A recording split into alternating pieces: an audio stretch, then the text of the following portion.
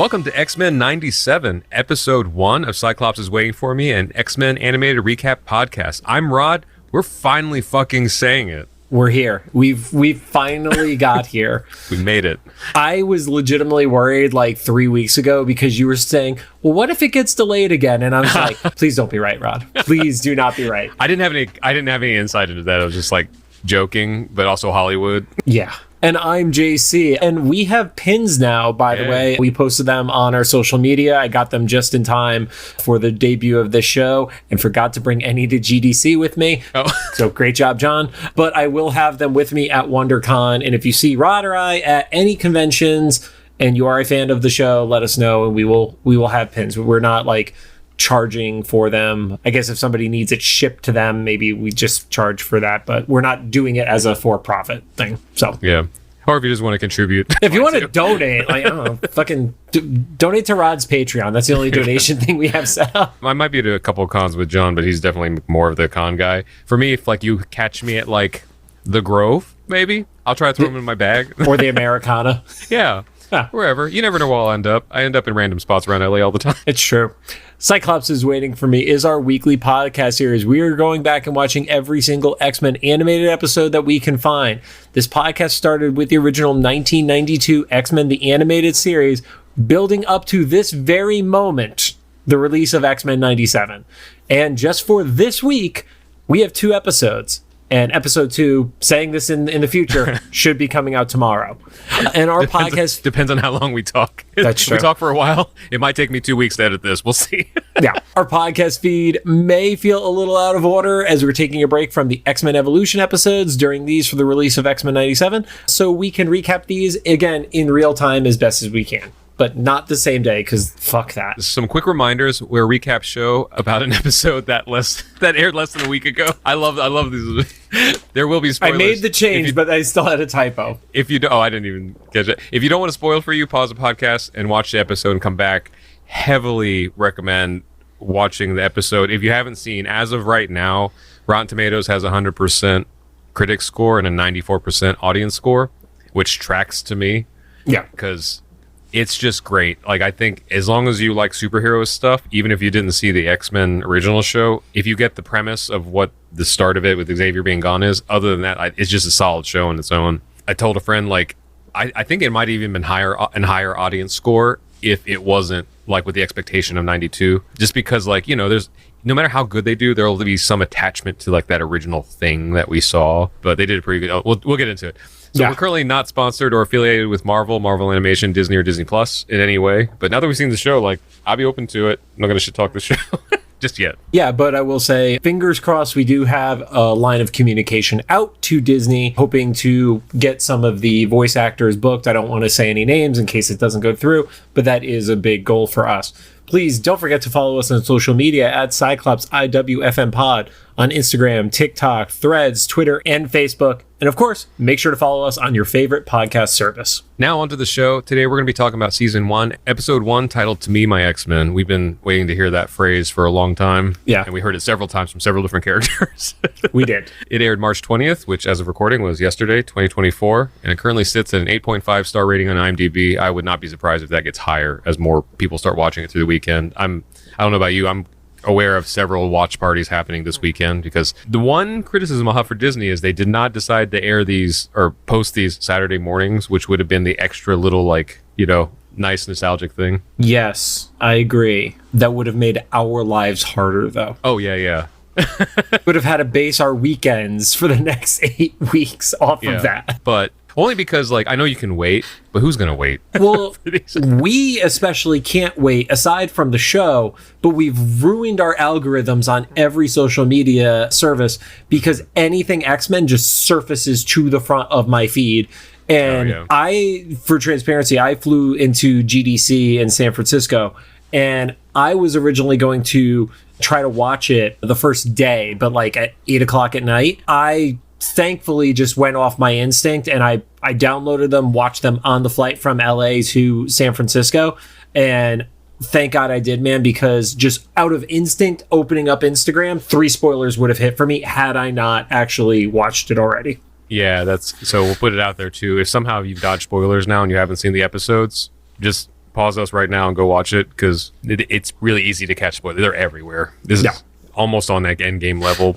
Spoilers, not like the weight of the spoilers, but like how much is out there. The quantity that is out there, absolutely. Even just people, I don't know if people are just like malicious or dumb or a little of both, but you probably saw in the Facebook group that people are asking like leading questions that are spoilers. They think they're being coy. They're like, hey, so I won't even say because it's going to spoil now, but like, they're like, is blah, blah, blah, blah, blah, blah. I'm like, you just gave the main plot point of the second episode in your question.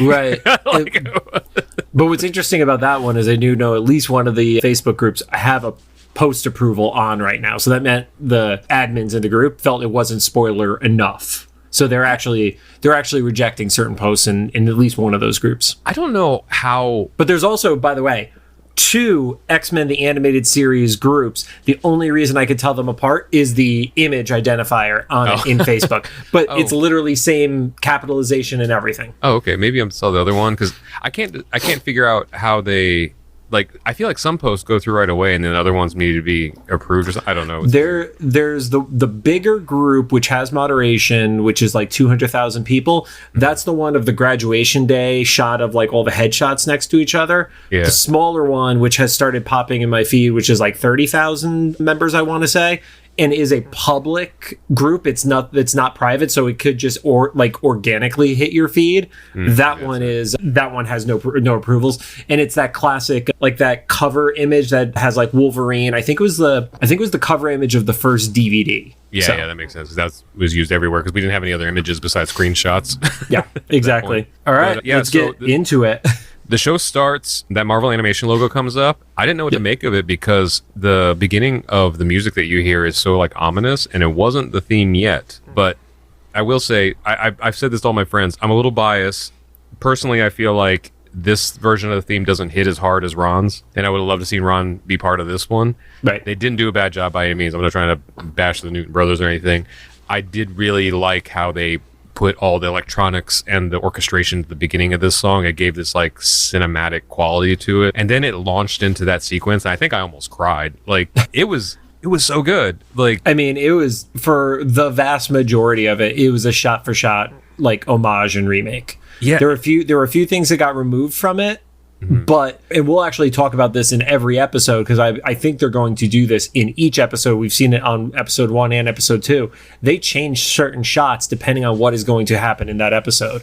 And I think that's why some of the shots that were chosen, like Beast jumping on the pile of rubble, Storm in the danger room, Scott in the danger room, the improved shot of Rogue doing the slam on the Sentinel by grabbing its cables, like all of that was very thoughtful. We got rid of Jubilee running towards the fence. That one was not there. And what's it called? There was the shot of Wolverine where he sprayed his claws and there was like the electricity between them. That was removed as well. Which is funny because we'll get into this a little bit. They added that ability to him in this version of the series. Yeah. And I mentioned this to you on text. I'm a little bit sad they got rid of Green Guy. I kind of would have loved them to like write him in. But Lady Deathstrike, that was fun. A little random without context, but I guess we will see. I'm not even sure, and we'll get into this in the second episode, how much it has to do with that specific episode, because some of the things were like, it was cool to see, but like they were just like new things. So it's interesting that they're like, they really found, in my opinion, they hit this balance of like getting the energy and the spirit of the original and having enough updates that it wasn't old. Right. We had Morph with an intro card, which they've never had ever before.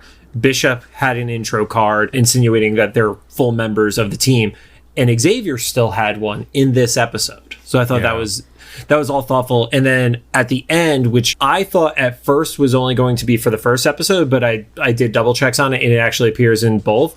There is a shot of Morph with Sinister as this ominous figure and stuff like that. So that one was in both, and there really wasn't anything about Sinister in either of these 2 episodes. So yeah, I think it's more of like the intertwining of Morph and Sinister, because Sinister has so much to do with like Morph's trauma, and both Morph's and Bishop's logos, once again, they just caught the vibe perfectly, because even though we've never seen those logos, they fit perfectly. Yeah. And they're not stock fonts. Like they were new, they were different than the other characters, and they just fit. One random factoid I did see online, and I don't remember where who posted it, so I can't give them credit for it, unfortunately. Scott is the only one who is in actual civilian clothes, other than arguably Jubilee, in their intro shot. Yeah, that's everybody else is in a uniform except for Scott doing the whole like drops to his knees and shoots the optic blast into the sky. He's wearing an outfit that I don't know. I think he only wore when he like was picking up Rogue and Storm at the mall in the first episode. I feel like next time we run into Larry Houston, that's a question to ask, because it's either extremely meaningful, like something like the action of the jacket or something. Should we write these down like as a thing? I'm gonna start a Ask the Leewolds note in my phone, and then we'll forget we have it. Ask the X crew. Or Larry's gonna be like, I never even thought about it. It's just what happened, because you just never know. But yeah, he's gonna be like, wow, you guys are fucking nerds, right? It's kind of like that. What was that Family Guy episode where they go to the Star Trek convention and all the actors of Star Trek were like, we don't fucking know or care, like, which was a play off of a Simpsons episode because they were doing that with the Itchy and Scratchy voice actors. Yeah, with Comic Book Guy. Yeah, and so I don't know what I was expecting, because with all the stuff I was mentioning before, with all the insight into the show before, I never once had any preview of like what was happening with this intro, and I literally had not even thought about what the intro was going to be. I don't know why, but this was perfect. Like, super strong start. Like, a new intro probably would have been forgivable, but wouldn't have like hit the feels like it did. Right. My personal TikTok algorithm right now is like 80% people reacting to seeing that for the first time, and almost everybody's crying in it, like grown men and grown women crying. So not this episode, but second episode, I definitely got choked up. One last thing from the intro that is worth mentioning. So aside from the removal of Gargoyle, who that is the character's name, we actually found this out through yeah. So originally in the Leewolds book, previously on the making of an animated series, that character was not acknowledged, and then when they did the updated book, Larry Houston did correct that it was Gargoyle, who's traditionally an Iron Man villain. Oh, interesting. Huh. But aside from the little green guy, they did swap out Thunderbird. Thunderbird was swapped in for White Queen. Yeah, Emma Frost. I guess they just maybe not planning on. I don't know. I guess that's probably stuff that's gonna be answered throughout the season, I guess. Well, we know at the very least from Comic-Con 2 cons ago that the Hellfire Club is a villain, or is featured in the episodes. So, I think in that original one, they were just like, oh, Thunderbird, maybe there's a thing that we end up doing with him. They never end up doing it, so why keep them in the intro if, at the very least, Avalanche and Pyro we've seen, Yeah. So, perfect intro. And then it opens up in New York, like a city skyline. With the Twin Towers there, man. Right. Like, so I heard a few commentaries saying that whatever, I don't know if it was like geographically or design-wise, they weren't exactly, but it was supposed to give that outline because it was the 90s. I feel like I've seen that in lots of animation stuff where there's certain buildings that are visible that from the angle shown, you could not see all of those buildings. So I think that's just like an art trope. That said, there's literally a shot in Times Square, which is the next thing you see, and it actually says "Eat Coffee." Okay. And the only reason I that even popped up to me, I took a picture of it to send to our buddies Danny from Ismahawk, the like high-end VFX YouTube storytellers. The filmmakers that worked with Atomic Mari, right? Yeah. Short film. Yep. And it's because there's a logo on the screen that looks a little bit like the Ismahawk logo, even though it's obviously not. Mm-hmm. And then he didn't even notice that. He went right to the "Eat Coffee." That's a weird thing to send me. That's funny. Yeah, and also in this opening with the little opening credit text, everything about this is right. Like the grain that's over the entire show, the text even looks a little offset. Yep. The original show was like not on purpose, but this one they obviously did on purpose. And they keep zooming into the city, so we get like the seedy back alleys and stuff. And it was in the trailer where we had all those Easter eggs with the newspaper, but they changed the headline in the newspaper. It was like, but something about I can't remember what it was. They changed a really vague term from the top to like something specific, and it didn't matter for the story, but it was like a small change. There was also like in one of the shots there was Rising Spire Records, something along Records. Well, I was like, is Rising Spire like also a play off of the Phalanx episode? Because those were literally spires that were popping up. I did like that there was a Futurecom store, and they were pagers? featuring pagers and more, and more was spelled MOER. Oh, interesting. Yeah. Dude, I was sitting in the airport taking notes on this, so I was doing lots of like pauses and stops when I was watching through my second time. Yeah. And like some of the stuff was just like, it had to be intentional, but it's just like so wacky and random. So Yeah, like it's like somebody's last name or something. and then I saw like, because I read it quick as Rising Spire, somebody read that as Spiral, and they were saying that was a reference to Spiral from Mojo, which also could work, but I didn't go back and do a triple check because we had to start recording the show at some point. I feel like the Tower Records reference is like a lot closer because that's a New York thing. Like I actually missed that place because when I lived on the East Coast and we would go visit New York, that was like one of my first stops because that's back in the day when they, especially in the mid 90s when they had the listening stations. Every record store had that, but Tower Records especially had more than anybody else. You could listen to almost everything that was current in there. And then we see Callisto and Leech, who were next to the store called Crazy Eddie's, which I've always heard about that being a thing, but I'd never actually seen a Crazy Eddie's or Crazy whatever's in my life. But that was like apparently a trope that was real for lots of other people. Yeah, so I think there was only one, right, in New York. But there was always like crazy, there was like, you know, crazy whoever's car sales, crazy whatever furniture store.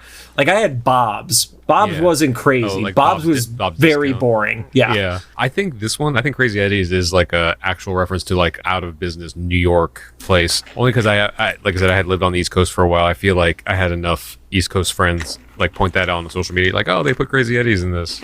But over the top of all this footage, you hear a voiceover of a news report talking about Professor X's assassination. I guess that's how they're framing this because we know from seeing Graduation Day that he physically went with Lilandra to the Shi'ar. Right. But we also don't know exactly what happened because they made it clear that it was last year, and it sounds like not a full year, like maybe a few months. Yeah, the way the time has been mentioned, I feel like it's like 9 months or so, roughly. Yeah. It was I think it was Storm. If it wasn't Storm, it was Jean had made like a side passing like it's been a few months or whatever. But it was Rogue who says it's been a crazy few months. Okay, and then then the news every time someone official talks about it, they say last year. And so I guess we're just supposed to. Well, I think it's last year in terms of calendar year because we do get that reveal a little later on that it supposedly happened on November 11th of 96. Yeah, and so then that also kind of which is not with the real time of when that episode aired was. Yeah, so that retroactively like confirms or clarifies timing for us. So like the original episodes weren't in actual real time, just like approximate real time. Right. That would have been like 96 for them and not 97. Right. But yeah, so that's how they're framing it. But it's interesting that Professor Xavier's martyrdom is actually what like won over public sympathy for some of the public. Yeah. Yeah. Or they made it sound like a good majority to the point where like the government wasn't like cracking down on them. Most people like think that weren't Morlocks could like freely roam. Stuff like the X-Men are very public figures. Like they're wandering in and out of places. Everyone besides Morph can kind of just wander in and out wherever without problems, you know. And by now they had 4 or 5 years of just gallivanting around town in spandex. Yeah. So everybody knows them. Storm hasn't dropped a building on people in at least a year. Right. And yeah, that's what's so funny. We'll get into this next episode. They keep talking about Magneto's like crimes and stuff. No one addresses Storm or Cyclops or any of that stuff, but is whatever. We'll get into it. So then we catch up with who I only recognize because of like evolution stuff. This was Sunspot going through. I don't know if this has always been his character, but he's like a rich kid that's being kidnapped. So I figured you were going to ask me about this. I have not read a ton of original Sunspot stuff. The stuff I've read with Sunspot has been most recent, and it started when he was in New Avengers. He was actually like, I think he was owning like both, like he was an owner of part of AIM and stuff like that. There's a whole thing with him, but he was loaded at that point. There was I never dug deeper to figure out where it had come from, but money in him is in character. I'll put it that way. Yeah, because the way he was talking, he just kept saying like, you know, we'll pay anything. Money's not an object. But then when I rewatched it again today, because his last name's DaCosta, right? So yes. I caught that in the background of one of the New York shots. There was like a DaCosta Properties or something. Oh, was there? So, I didn't see that one. So, like, I think it was like little in-universe things that say that they were like, you know, some sort of like wealthy family, like the DuPonts of Delaware or something. Yeah. Like own a lot of whatever the industry is, and Sunspot's being kidnapped by Friends of Humanity, which Love that representation right there, right away. Like, that's who had taken over the hip skate party. yeah, right. That's once again another '90s thing. And they're leading him through there, and I do love how like they're literally just like putting weapons or taking weapons out of rollerblade boxes. That's another '90s thing. Also, I was thinking about this day. Like, I don't know why rollerblades were like a '90s thing and not just a forever thing. Like, roller skates are still a thing. Like, roller skates have come back, but rollerblades did not. It's so weird because there's not that much of a difference. Like, it's weird. I don't know. I don't feel comfortable on a roller skate. I used to feel comfortable on rollerblades, so I have no idea. I always rented roller skates from skating rinks and stuff, but I actually own blades. No. So, I got them for my birthday. Anyway, my note here is Friends of Humanity have Mega Man blasters now. Yes. I don't know how to describe them. No, that is perfect. I mean, literally, even the charging thing on the side of it, looked like it's the Mega Buster, but yes, everything else you said is spot on. Yes. And they reveal that they're derived from Sentinel technology. Yep. And also that they're kidnapping Sunspot because they're getting 10 grand per mutant from a person who's using them as target practice specifically. Yeah, which is, I guess that they're hinting that Sinister, maybe. I have no idea who. Yeah, I feel like it could go in so many different ways. Yeah. I also feel like if it's Sinister, then it's going to be for experimentation perspective. I don't think he's actually shooting them. Yeah, well, I figured that was like a cover story or whatever. Because like manipulating, like if there's going to be bigots in the world, you might as well like shape them into your... manipulate the idiots. Yeah, and once again, like to go into the Friends of Humanity being idiots. When you have like this rich kid who's like, money's not an object, and you're like, I'm gonna get 10K for this kid, and he's like, whatever you want, they could ask for more than 10K, and then still kill him or whatever, or just whatever. He's just some kid. I know that they have hatred towards him, but like everyone has a price, right? Especially guys like that. Those guys definitely have prices. Right. They just didn't think of it. Yep. He had this line that echoed back to something Jubilee said when she got captured by Friends of Humanity. That he said he basically said he didn't come out, and he was just born this way. Yeah, he goes, I'm not the ones on TV. I'm one of the good ones. I didn't even ask for this. I was born this way. Yeah, and so there's a lot. We're going to see there's a lot of echoing back to 92, especially with like Jubilee. Because Sunspot, I thought for a little while he was going to be our next like Jubilee Kitty Pryde. He was like half that. I think he's going to be half that. I think he's going to be in and out of episodes, but I don't think he's going to be in every one of them. Yeah, especially if we're not going to relate to like a billionaire kids. Yeah. We see the guy who's effectively the head of this Friends of Humanity crew, and he has like scars across his face. Very specifically, it's 3. I was going to say that has to be a Wolverine thing. It does, or it could be like it could be a red herring because they're not as clean as if it looks like Wolverine slashes would be. Like they were like at a little bit of an angle. So like I was like, oh, is that a saber-tooth claw kind of scenario? I have a couple of red herrings that I have theories about. Yeah. But they also mentioned that Sunspot didn't even use his powers. They don't know what he even does, but they just put the tracker on him or the collar on him from Genosha anyway. So which seems very dangerous. Once again, these guys are idiots. Even if you don't know what he does, and you have faith in these collars, like that's wild. I would not trust that. I mean, the collars have shut down some of the strongest mutants, so I guess like just hope that you don't have a bum collar, Yeah, bum collar. Or what if he just has like mutated abilities that would change that? Like I don't know. Like we were discussing before, like what are some powers of people? Like technically, Wolverine's claws aren't powers, right? Like and stuff like what if like he was just really strong or really smart or something? Like I don't know. There's so many things. Imagine if his mutant power was really smart and then they put the collar on him and he just becomes a fucking idiot. Okay, if the any boys writers rooms you need to make that a power of somebody. When they get depowered, they just become dumb because their power was like just super being smart. Not even super intelligence, just above average intelligence. Okay. Remember we talked about dumb powers that I would have in the real world? Yes. Mine would be like modest intelligence. It's like, what is your power? So you were technically born an idiot, but when your power manifested, you're like tolerable. Like for some reason, you started going from being a D student to a B- student in high school, and we thought it was just you applying yourself. Right. We're gonna find that out for a lot of people, I guess. That's awful. Yeah. I thought we were getting an Iceman intro because you could see everyone's breath, but then we hear that voice. I was so happy that this was the first entrance of like a mutant. It was my girl Storm. I have a continuation of this idea in the next episode, but right now they didn't fuck up Storm. She has the most badass entrance. I like how didn't shy away from the big monologue Storm that was Mistress of the Elements shit. Yeah.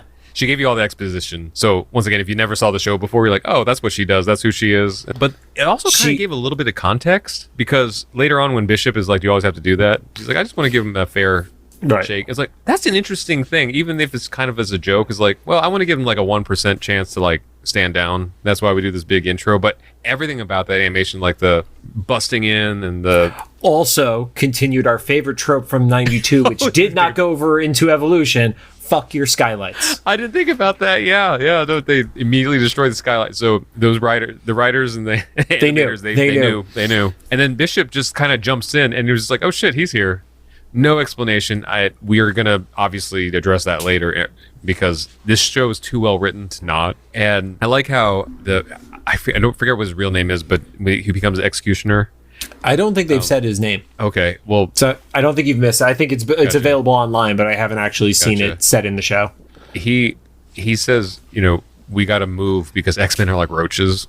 Where there's one, there's going to be like a lot more soon, and like just as he says that, this podcast namesake busts in. Before we get into that, I do love the new animation of Bishop's powers. Oh, the purple energy that goes through his muscle outline and stuff like that. Like, I think that's a consistent thing, and I'm not going to dwell on it for everybody just for the sake of saying it. But the showcasing of the powers from an animation perspective looks so much better than what we had from the 92 series. Even the best episodes of 92, this looked better to me. Yeah, you could tell it wasn't just like crossfades.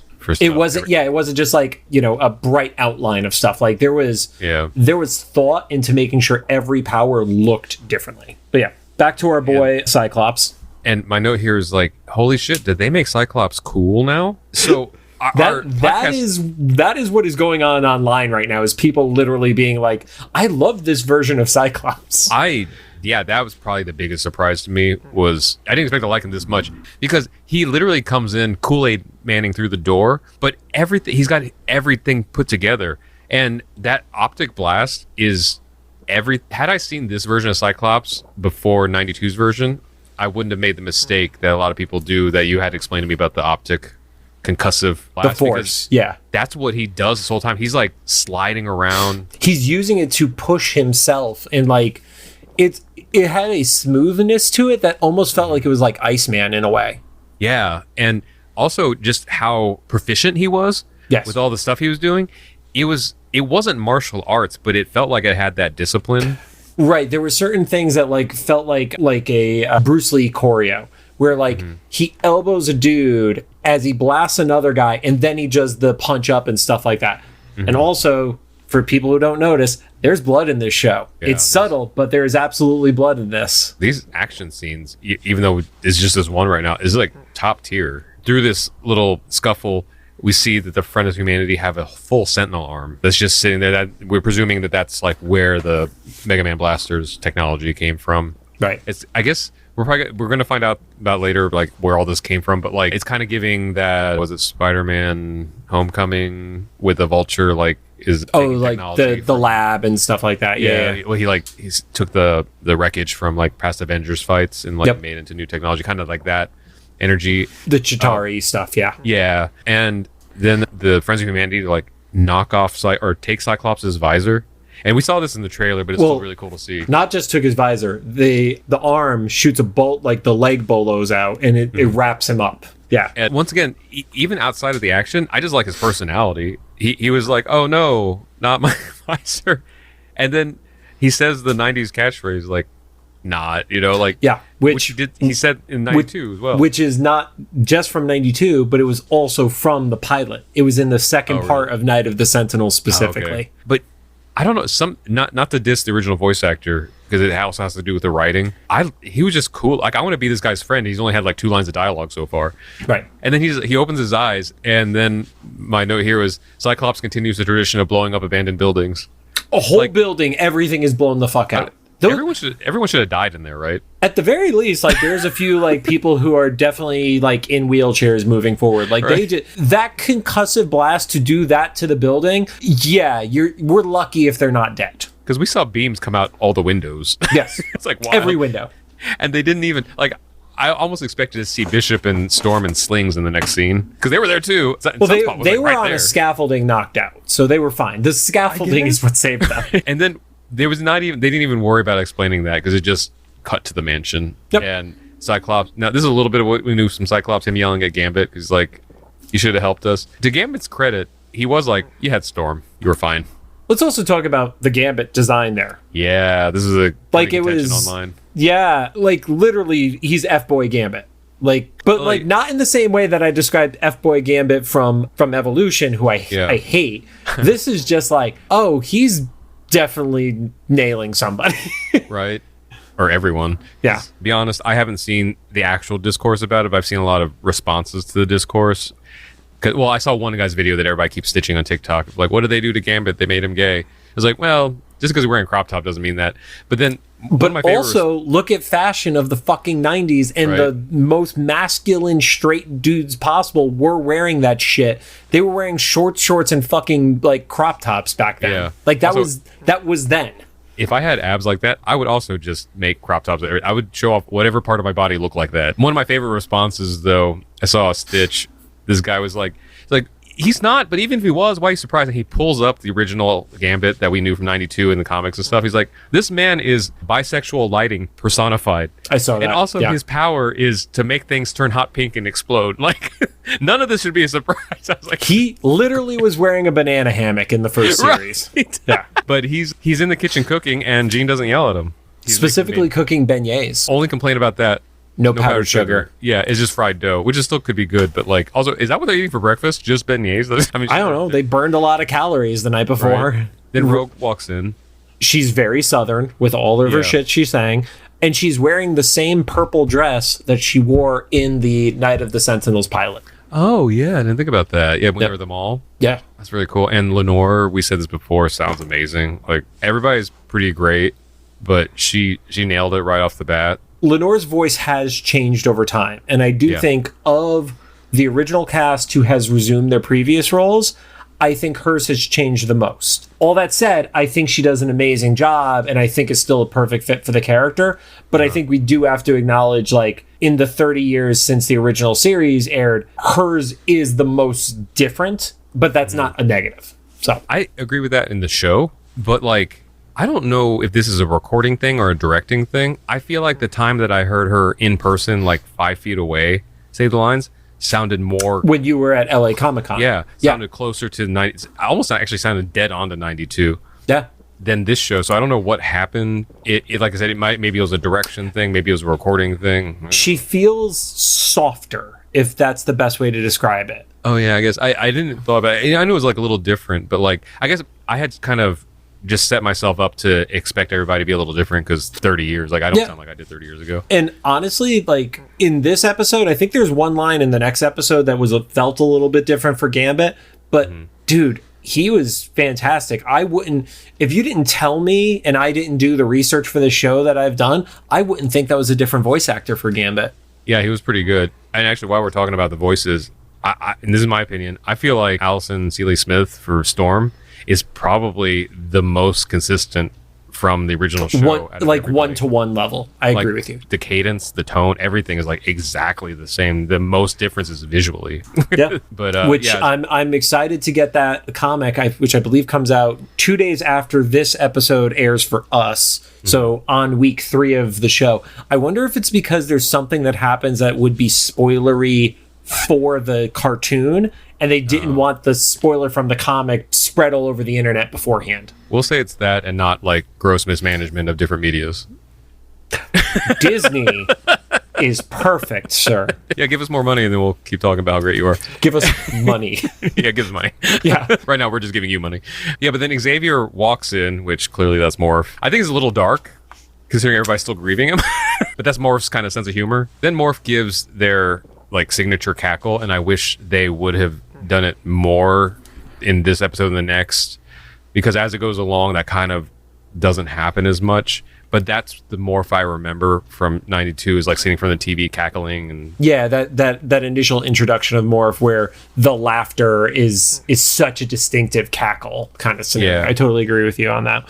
But I do love the Xavier speech is, essentially dreaming of the world where both mutant and human are safe from how much you have a disdain for fun. Like, it was such and that's part of the love of Cyclops at this, is still the whole, like, he's still slim, he's still got that little bit of Cyclops there. Yeah. Also made me a little happy to see Morph seemingly has recovered as much as they can from the trauma that they were, because when we last left Morph, they were clearly just very broken, not like functioning in the group. And Morph made their return in Graduation Day, but it obviously was not a big part because they were just kind of there for the goodbyes as opposed to having a featured spotlight in the episode. Yeah, we didn't get to see like what had changed since and stuff. Yeah.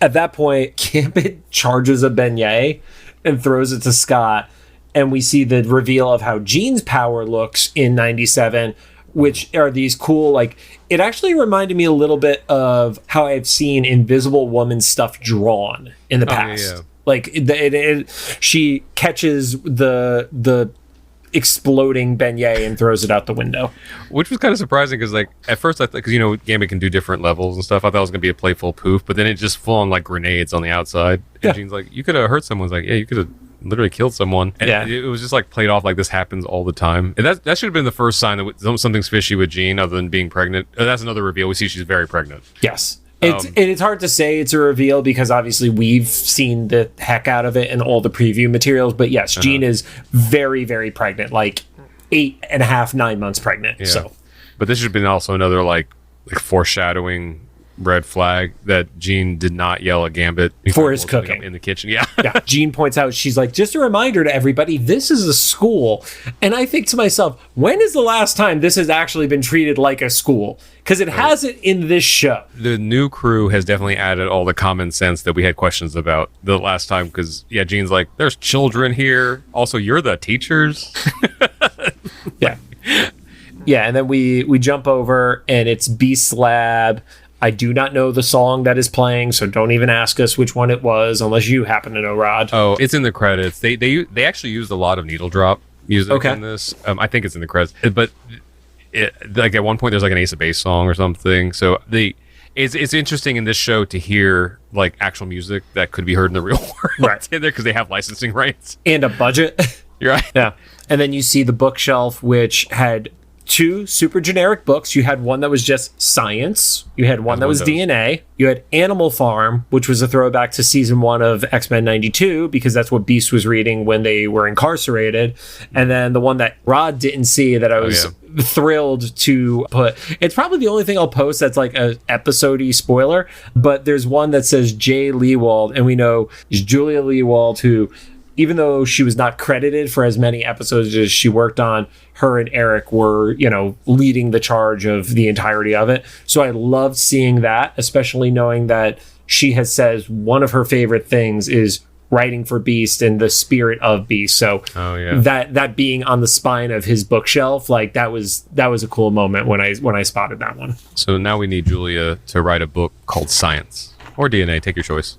And it doesn't even have to be like a nonfiction book. Make it a novel. We don't know. We don't know what Beast is into. Unless that's a biography. It was a separate book, Rod. Yeah, maybe it was a biography because everything else was a title. We don't know. I love that this is now, I feel like a third time is now established. Every new mutant or every new person in like the X Mansion wakes up to Beast. So Jubilee clearly in 92. Minor spoiler for the Marvels. I guess if you haven't seen it yet, I don't care. You're getting it spoiled for you. Monica wakes up to Beast. I don't have the technology to screen cap this, and I'm sure 1,000 people already have. Beast hits the same pose. It's already all over Facebook. Yeah, I've seen his glasses, and the jacket looks pretty. I mean, granted, it's just like a white lab coat, but like it's like they shared notes to frame it. And now Sunspot's waking up to Beast. I love that if it just kind of accidentally happened, or is this a natural choice that every new mutant or superpowered person wakes up to one of the most visually startling people, but also is like the kindest and makes sense. I was talking to my brother about this. It makes sense because he's the science guy, right? He's probably the closest thing to a doctor they got in there, like medical He's doctor. Literally a doctor. I mean, he's an eye doctor, but he's a doctor. Yeah, I forgot he's an optometrist, not eye doctor. But then, like, another thing, me and my brother, this show was so good that, like, he called me and we gushed about this for, like, an hour because this was something me and him shared back when we were kids. Like, I was 11 and he was 6 or something. And he was like, well, it makes sense because that's where he would be. It's like, yes, but if you remember Jubilee, didn't start in Beast's lab last time. She was in like the infirmary or the med bay, and then wandered down the hallways, and then ended up randomly in Beast's lab. So it wasn't because he was a medical person back then. It's just what every writer chooses to like how they introduce like the eyes of the show or whatever. Yeah, I was just interesting. And so Sunspot's just like, wait, what? But Jubilee's also there. I think we've said this just in person, but I haven't ever said it on the show. She's visually 25% more Asian. This was something me and my brother both kind of appreciated. Even though her voice actor is now an Asian American woman, like it doesn't come across in the voice. She sounds like me or my brother. Like we just grew up in the States, and so there's no like accent or anything. But visually, just like small things where she might even still be mixed. We don't know, but like at least she's not like super generic. Like Jubilation Lee makes a lot more sense now. Right, because in the comics she was American, born Chinese. Like she was not born in China. The character was born in America to Chinese parents. So it's kind of. That was smart of them. Once again, adding more common sense to the show. The X-Men as a team, they're like, we should probably have Jubilee down there with the kid because she'll be able to talk to him. She knows experience. She's around his age, maybe, or closest out of everybody there. Yeah. Like, did you notice her earrings actually say Jubilee on them? That was interesting. Were they X's before? I believe they were X's before, but the original designs from Jim Lee in the comics of that era, it actually said it on there. So that's great. I also love the idea of someone walking around with earrings with their name. Rod, like hoops. Our circle of friends, I can guarantee you there's at least one. Yeah, well, our circle of friends. Yeah. I'm trying to think like in the middle of the Midwest or something, or New York, I guess. Yeah, New York. Yeah, I mean, New York, it's more likely. Midwest, not as much. Yeah, so they're all talking to Sunspot, basically just trying to calm him down. And Beast is playing with Bishop's bracelet, which that's led to a lot of discussion online. My theory on it is that is going to either be revealed in a later episode as to what's going on, because it used to be if you took the bracelet off, people would just pop back into the future, or it'll get addressed in the mini comic when that comes out. So yeah, I also wonder, and I hope they don't do this, but I think there's a possibility that like there's some stuff that end up being pretty heavy in the next episode, and it's like, will this play into this or some other high stakes? They've made it clear. We'll talk about it when it gets to it. There's a lot of high stakes in this show. Right. Is time travel going to be one of the things that helps? I don't know. We'll see. But it was like this is the first time I'm going to use this correctly. Chekhov's gun. So like he brings it up kind of out of nowhere. I mean, he has it in his hand, but like it just never gets addressed again. It doesn't have to do with that specific conversation, but then they made sure to point it out to us. Yeah, it's like, just let somebody bend space and time. Right. I also love that Sunspot's not fazed by that. But his mind's not blown by time travel. I get not being fazed by powers because you're a mutant yourself. You have them, yeah. Cyclops and Storm come in. They're like, well, your only lead to finding how the Friends of Humanity got a fucking Sentinel arm. But also, you need to stay here because you're a child and they want to kill you, and that's a problem because they're still out there. And Sunspot's just like, I want to leave. I'll give you however much money you want. He actually thought he was still being held hostage. Right. He's like, well, I'll pay you for the save. And they're like, well, no, we just don't want you to leave. He's like, so you're kidnapping me? And it's like, no, we're not kidnapping you. You just can't leave. I like how calm he is about it. Like this trope of wealthy kids just being used to being kidnapped for ransom. Right. Did you ever watch Schitt's Creek? No, I did not. So the character Alexis in there, I actually think you would like Schitt's Creek a lot because the characters are ridiculous, but like in your kind of humor. Alexis. They're all awful people? Only on the surface. They're like the reverse. Like, they're not awful. They're only awful because of their wealth. They become better people as they become, because the first episode they lose all their money. But anyway, Alexis in it, the ongoing joke with her, she always has a story that someone correct me if I'm wrong. I think that they left this up to the actress, like Annie Murphy, to ad lib what the circumstance was each time. It was like kind of like the Family Guy cutaway jokes. Like that reminds me of the time, and she says some crazy kidnapping story about getting kidnapped by like a Saudi prince or whatever, and then spending like 6 months like in a dungeon somewhere or whatever.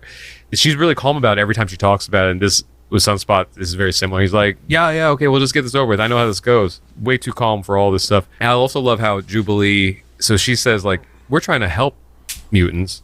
And then they cut over to Sunspot and they freeze frame on his jaw drop for like a full 3 seconds. Well, she calls him an arrogant yuppie. And I do think this is one of those times where they actually use the phrasing wrong.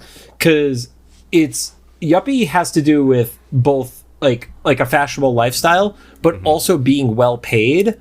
So like a Nepo baby is not the same as a yuppie because they inherited shit. I don't believe Sunspot has worked a fucking day in his life yet.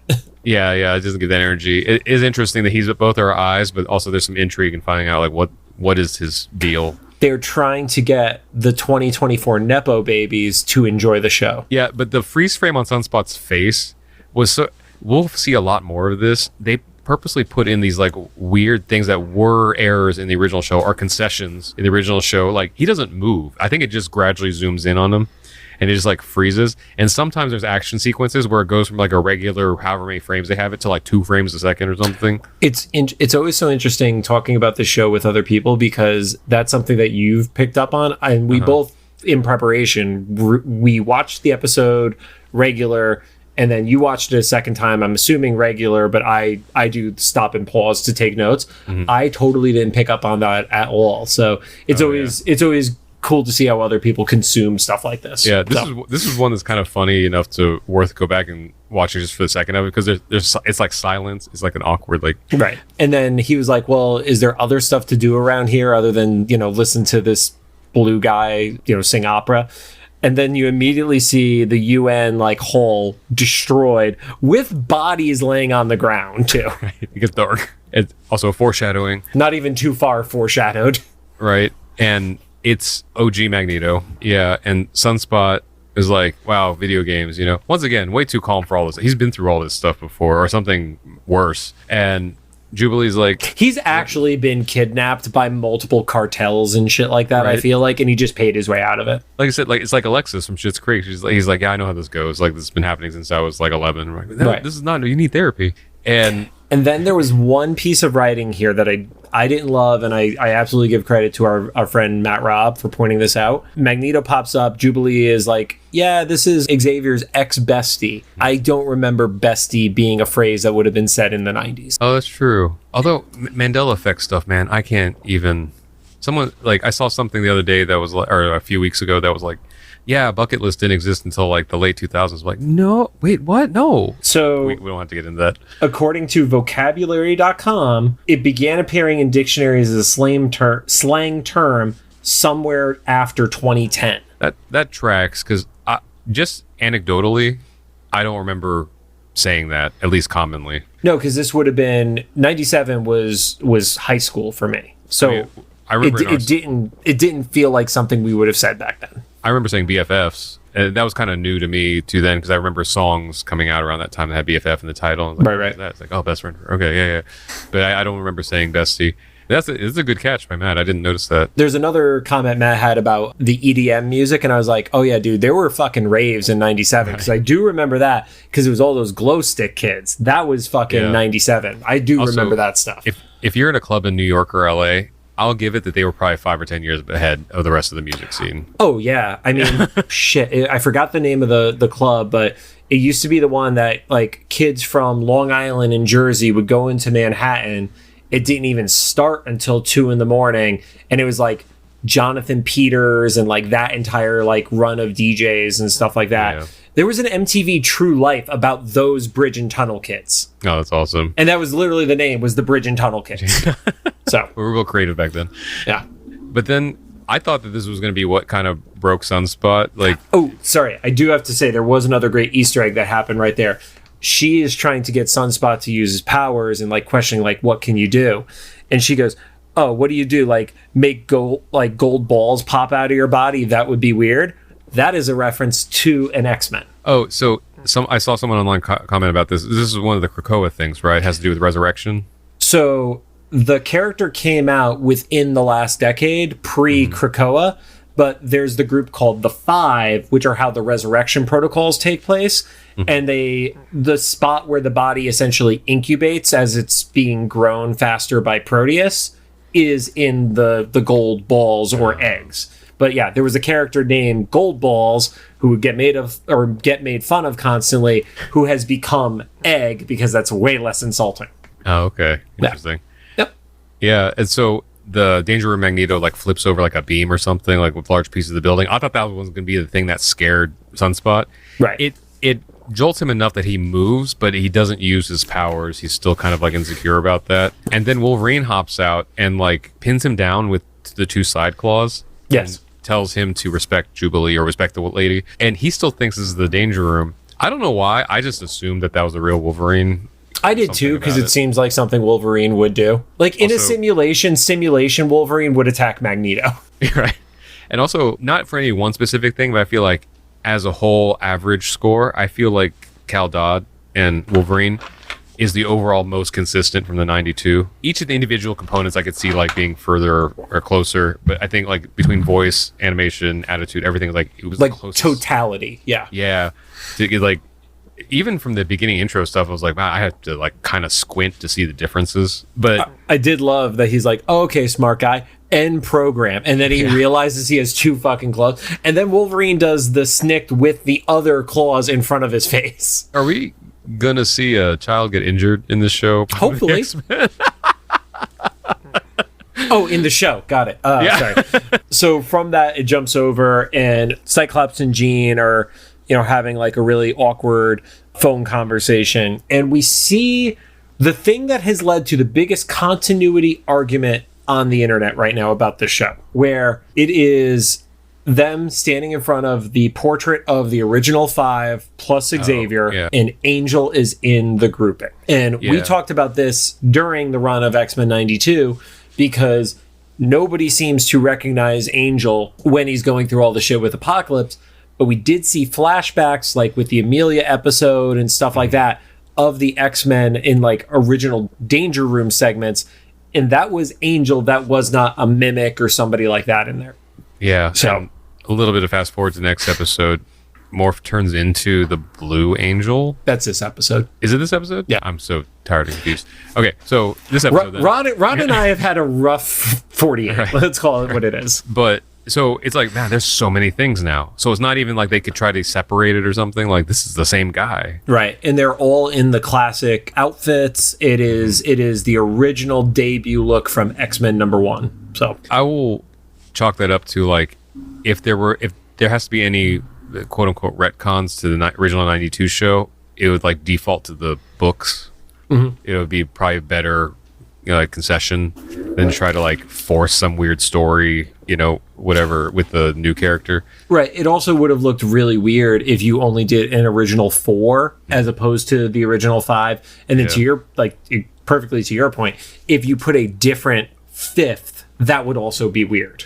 Yeah. And I like how Iceman was still like the fluffy with the boots. The snowman version. Yeah. Well, there was another version that was like a straight up snowman, right? Like a Frosty the Snowman, or is that just one of the transformations? That was a transformation. Gotcha. Yep. Yeah, but he's not ice. He could have been Snowman, literally. Because he was puffy. But they're talking to Dr. Cooper, who's on the treadmill. Who is Valerie Cooper. Is that okay? That was who we had seen in the trailer up on the stage for the UN, who in the comics was the government liaison to mutant affairs. Obviously her role here is a little more like bigger because it's at a UN level and it's not just a national level. And Val was the liaison with X Factor to the American government. So gotcha. And they're talking about needing to find Trask because of this whole Sentinel thing. Before we get into their conversation, my note here is like, she's like definitely Mystique, right? That is the first time I've heard that. There was just something weird about that whole conversation. And maybe it was just the acting or directing or whatever, but I feel like I've gotten enough like Mystique, surprises. I think it might be biasing you a little bit. Okay. Because this feels like every version of Val Cooper that I've read before. Okay. It's just, and it has mostly to do with the events of the next episode seem a little orchestrated, but we'll get into that to next one. They bring up Trask. You see like the bio headshot of Trask, and there is an X on the screen. Did you notice the X on the screen? It was like kind of filling like white space in one of the corners. Kind of. I think my eyes have just like kind of filtered out all the X because they're everywhere. They're like baby blankets and stuff. It is not just an X. It is the X that appears in the X Factor logo specifically. Oh, okay. That's cool. Yeah. That's cool. Yeah. Yeah. Like the placement of Easter eggs in here is so thoughtful, and I think that's a part of what you and I missed a little bit in Evolution, where they were trying to not do that like we were looking for Easter eggs that didn't exist, and the Easter egg was the girl named fucking Ellen DeGeneres as opposed to anything related to the comics. But like it was like, oh, that's her file, and if she has the relationship with X after like that all of a sudden starts, all tying together. So, and Dr. Cooper is giving them shit. You're like, well, what you saw was impossible because you guys destroyed the last, master mold. He's like, Mom, they might have built another one. Who ever thought about that? Yeah, and he also like drops a like, oh well, maybe you could get off the treadmill and do your fucking job. That's the Scott we know.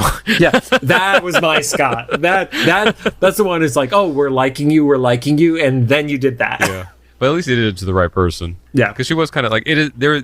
I think part of like the energy I got from maybe it's Mystique or whatever was just like how cocky this politician. I know politicians cocky and just kind of like go hand in hand, but like she seems really like they want to project this pretentiousness because she's not even bothering to have a full conversation with them. Like, in a meeting, she's like working out in like an 80s spandex outfit, not even 90s.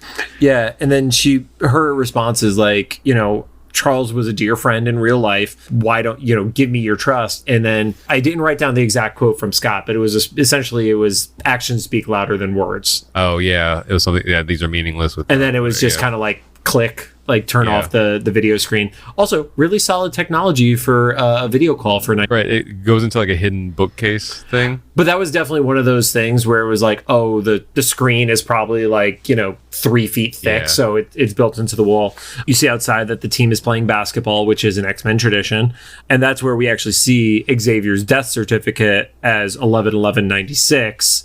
To your point, showcasing that this is definitively 97, and it is somewhere in that range of a few months later for it. And Jean's like, oh, that's why you're in a shit mood today. And they make it unclear, because on the second watch, I noticed the X-Men at least never say he's dead. They just say he's gone. Yeah. So this is like an elaborate cover, because how do you explain that Professor Xavier almost died, but he got taken away by an alien race who you weren't aware of? Yeah, it opens up a lot of issues. So they're living a lie together. And I'm curious because there were only a few scenes from the trailer from a few weeks ago that have not made it into the show yet.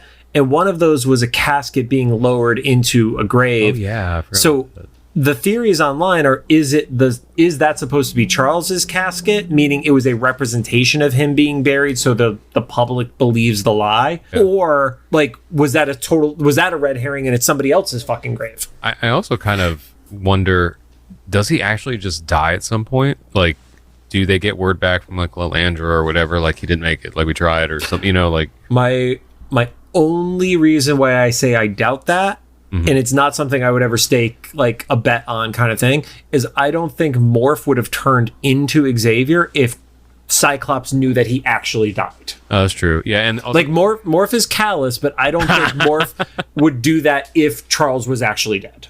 Yeah, we'll see. But they set up a lot of like mysteries. They did a good job. I'm kind of curious of how that's going to get wrapped up in 8 more episodes. It seems like there's like enough for 20, or maybe that's the point. Maybe that's why the second season got greenlit so early. Yeah, they're like, we need more time, please. Right. And they start, so they start talking about Xavier's not passing, even like being gone, and like what his wishes would be. And Jean starts talking about wanting to not have a crazy life with the baby. Cyclops is like, we can't leave. We were the first students. And to Jean's credit, I mean, the mansion has not been proven as a good place to raise a child. The mansion isn't a safe spot for a teenager. I don't know what you could do with somebody who can't defend themselves yet. Right. But then we don't get to hear the rest of that conversation because it gets interrupted by, you hear Jubilee yelling.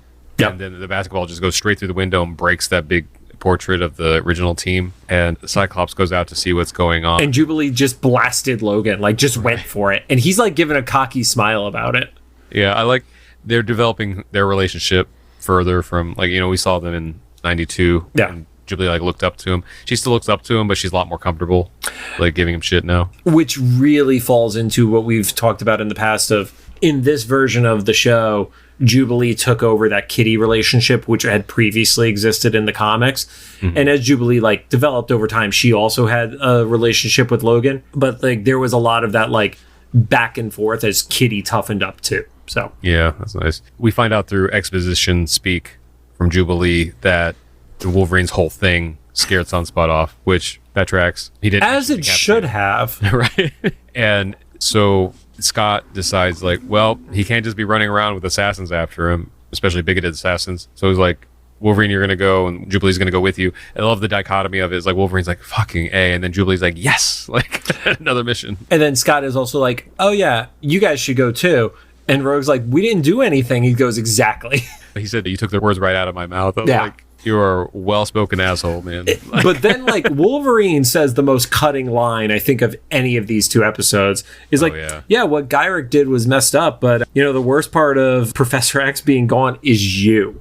Right. It's like, damn, dude. So that love triangle hasn't gotten any softer. No, definitely not. And another good point is Cyclops is not. It's also for the kids' safety, but they need him to find like the Sentinel thing. He's right. They need to use him as a way to trace stuff back. And the alternate idea is like, well, if we can't find him, we got to go for the guy. And this is where he actually said the guy who killed Charles. Yeah, but it is still vague enough. They were like, is that supposed to be like a wink, wink? You know, right? Yeah, like I don't believe he's dead. I will say I do not believe Charles Xavier is dead. Mm-hmm. He's gone, but he's not. But I don't think he's dead. My gut tells me that that's going to be like the finale cliffhanger, is seeing Charles, and then we have to wait probably 20 years to see the second season. Well, because we also know he has been voice cast. And it's not by like a small actor, like it's a dude who's been on like The Walking Dead and stuff like that. So it's like Red Skull, right? He was the second Red Skull. Yeah, he was the replacement for Hugh. What's his face? Hugo Mortensen. Hugo Weaving. Yes, Hugo Weaving. Yeah. I was confusing Lord of the Rings names. Oh yeah. So probably, but yeah, I don't know. Or this is also this kind of a red herring thing because they casted someone like pretty notable. It might be the flashbacks. We don't know like what the use case. It's entirely possible they're going to be flashbacks. Yeah. So they need to find Gyrick to find Trask, which once again I had to like remind myself who all these people were because like these like generic white dudes from the original season are just kind of hard to keep track of for me. They did a better job of distinguishing him this time because Gyrick has like the anime villain sunglasses going on. So even while he's in prison, right? Yeah, with courtesy, like you have to stay on brand. So they jump over to the bar, and it is the stereotypical like divey bar from the outside, but every window is like they must have hollowed out the inside of this building because every window has the flashing lights going on for this. Yeah, it's cool. This whole scene was one of my favorites, and I've seen a lot of people talk about this, but it's a total vibe, and I know it's like kind of cringy millennial speak, but it's the best way to describe this. I wouldn't call it a vibe. I would say it nailed the raver vibe, though. Yeah, well, I just mean like I could watch that whole thing and it gives kind of a more EDM version of like Neo meeting Trinity for the first time in the Matrix or something, you know, like this whole like feeling. I don't know. Yeah, the reason why I think it still fits rave versus EDM to me is like the fucking glow stick kids and stuff like that, which we find out Sunspot is one of them, where he has the necklace on and then he's holding the ones in his hands and stuff like that. And I was just like, oh, I could smell the Molly from here. I was gonna say, I think the thing that's like missing for me for the rave vibe is the lack of drugs. Which is I don't do hard drugs, but I've been to a few raves in my lifetime, both in and out of the United States. Actually, no, take that back. They've all been out of the United States.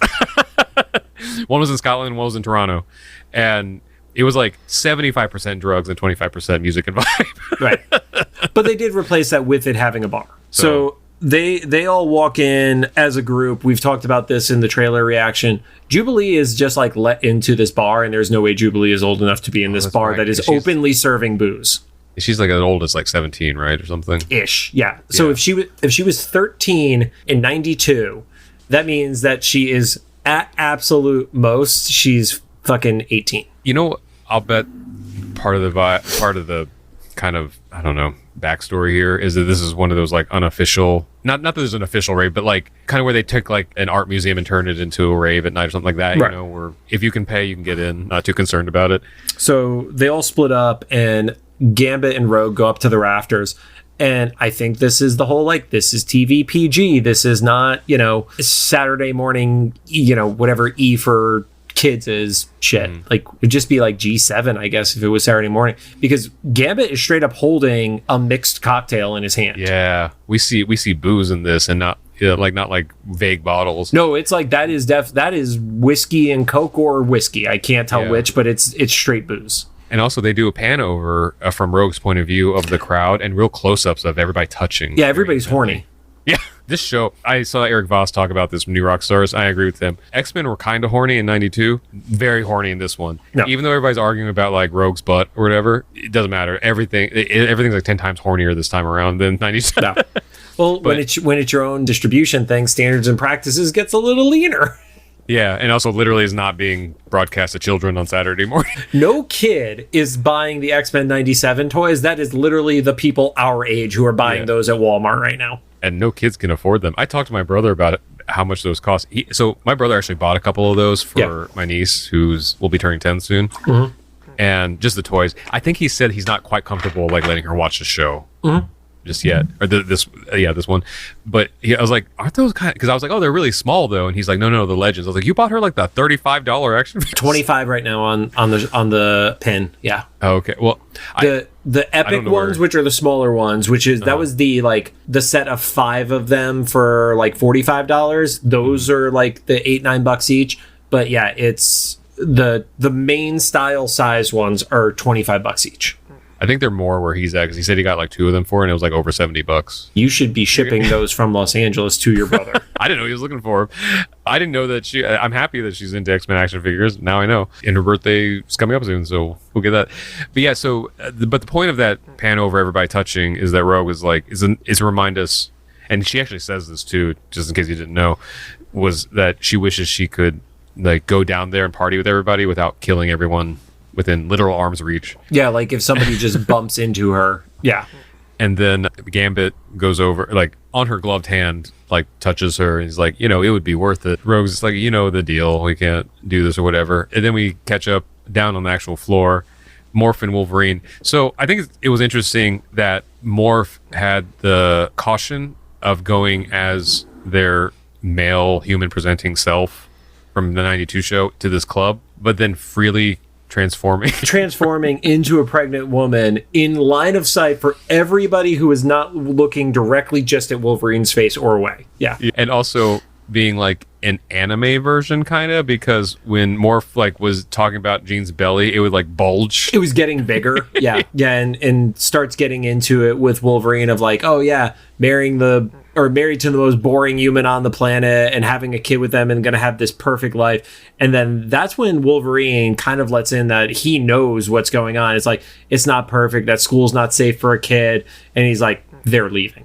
And it kind of deflates more. And that is where Friends of Humanity enter in. Wolverine spots them and kind of gives a nod up to the scaffolding where Gambit and Rogue are. So this is another like level of reality that this 97 has that 92 didn't necessarily, or Evolution had, was they quietly de-escalated that thing. There was no like big bar fight, or there wasn't a fight that no one noticed. Right. They pulled him into a corner and fucked him up kind of thing. Yeah. And then it cuts away to Jubilee finding Sunspot, what you said, with the glow sticks and everything. This part definitely was a vibe where Jubilee's like, all right, well, we'll dance, because Sunspot was like, okay, give me one dance and then I'll go with you. I don't think he was going to go, but he might have been flirting with Jubilee. We're not quite sure. I definitely got flirting vibes with her. And so she's like, sure. So she puts her shades down, and then I love this animation because it went from like really stuttery, purposely stuttery 90s animation to like she was the smoothest moving, and the fireworks were really cool. Once again, openly using fireworks powers in the middle. I guess everybody's on drugs. That's fine. If you're on Molly, nobody noticed it. For clarity, I've never done Molly, but I hung out with people in high school and college who did, and I could have lit them on fire and they wouldn't have noticed it. So, and I'm not saying that people on rave drugs would notice that. I was more saying that like Morph probably didn't have to bother transforming into human form walking into this place. Yeah, they would have just been like, oh cool, what's the white head, Voldemort? Yeah. Or like, you lost your nose too much. That's a different kind of drug, Rod. See, that's the kind of drug that I saw in Scotland during dubstep. The kind where people's faces would fall off? Well, it's just like, you take it through your nose. But I love how we're being subtle about it, like anybody's gonna give a fuck. Right. Or just fill in the blank with whatever you think it is. And their dance gets interrupted by Wolverine, who, I'm just going to put out there, I don't want to vouch for you, is a Friends of Humanity hat, but it's like clearly like a MAGA thing. He puts the hat on Sunspot, and he's like, yeah, we took care of these guys for you, but if you still want to chance it, then, good luck. But that's what convinces Sunspot to go back with them. And then we cut over to the prison, I guess, that Gyric's at. We're not completely clear. I think it's like a Rikers. Something, yeah, indiscriminate. It's not a Juggernaut vat tank thing. No, it's a human-held prison. Yeah. And they're in like the interrogation room. Yeah. Two-way mirror. Bishop's on the other side of the two-way mirror. Scott and Storm are questioning Gyric. And Gyric, you might have more notes on the speech. The two things that like really like popped out, because this was a super dark, when I say well written, not that I agree with it, but was so heavy. And this actor who voiced this, perfect delivery, was describing. So Cyclops and Storm said that because of Gyric's actions, the public are more sympathetic to humans. And Gyric says something that's like not untrue, is that this is fashionable sympathy and it'll eventually go away. We've seen that. There's causes that come and go, especially now with the news cycle, the way it goes. And then he evolves his whole monologue into tolerance is extinction, which is like, I think that was the first time we're like, they're going to go into a real world, like replacement theory and like real world problems and stuff. Like there are people out there that literally think that other, like inclusion of other ethnicities and marginalized groups and stuff will replace people who are already around it. So he's doing it and his glasses are getting like reflective of Scott and Storm, and it is, for being animated, it was super dark. Yeah. I mean, the only thing I had as a note that you didn't touch on, because you nailed all of it, was just he starts out cocky, which he's a little bit like showing off of, like, yeah, that's cute that you guys finally have friends in high places, must feel nice. But yeah, it's like, yeah, it's all performative is essentially what he's implying. Like, people actually don't care about you, but they think they're supposed to, which, you know, really mimics the conversations that we're still having today, where no, there are people that are supportive. And then there are absolutely people who are performative. It just really depends, where do you fall, that you like, do you see through the people who are performative and you know they're full of shit? Or, you know, are there people that are genuine that are being accused of being performative? And they're absolutely both, but he's taking the full-fledged pessimist view that a bigoted person would take of, you're only here because you're told you should be here and you're told you should care. And I would even, not to defend him or anything, would even say like he's a little bit right in that there are probably a large percentage of people that do genuinely care and try, but life is just exhausting and there's too many like red alert things. Yeah. Like I hate to say it, but like it irks people when they get an Amber Alert, because they're like, what are the chances I'm ever going to see this instance that I'm like, but my phone is going off and like it literally gave me panic. It's like, well, yeah, it's because there's a fucking kid that's in danger, so yes, you should care. But at the same time, it's like, because of the news cycle, like you were mentioning earlier, we're hit with bad news and tragedy so much. It's not because there's more of it than what existed 3 decades ago. Now we just can't escape it because we're literally being pinged on our phone every time something bad happens.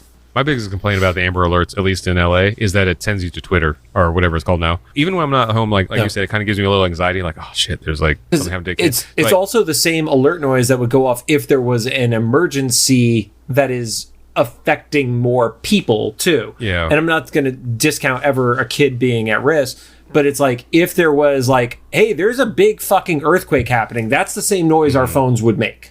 Yeah. But I or the fucking flood warnings that we've seen in LA. Like, that's what I've gotten, is the flood warning shit. Yeah. But I click on them because I'm like, maybe by chance, if I'm out, you know, shopping or something, I see this, then at least I'll have a face in mind or something. And it just the link sends you to Twitter. I'm like, why? Right. Why does it have to be this place? But yeah, anyway, Gyric he's pretty confident. His faith is in the like, what's the word? Like the fickleness of humanity, which that's almost worse than him having actual allies, in that he's just like, no, I just have enough faith that everybody's going to forget about this and I'll be fine eventually. Or it's just kind of like true nature is going to come out. And Scott, once again, like, he's going to have a number of these great line. He's like, yeah, but have you met my wife? And then we see Jean in that classic like Cerebro overlay. He's like, you know, I'm different than Xavier.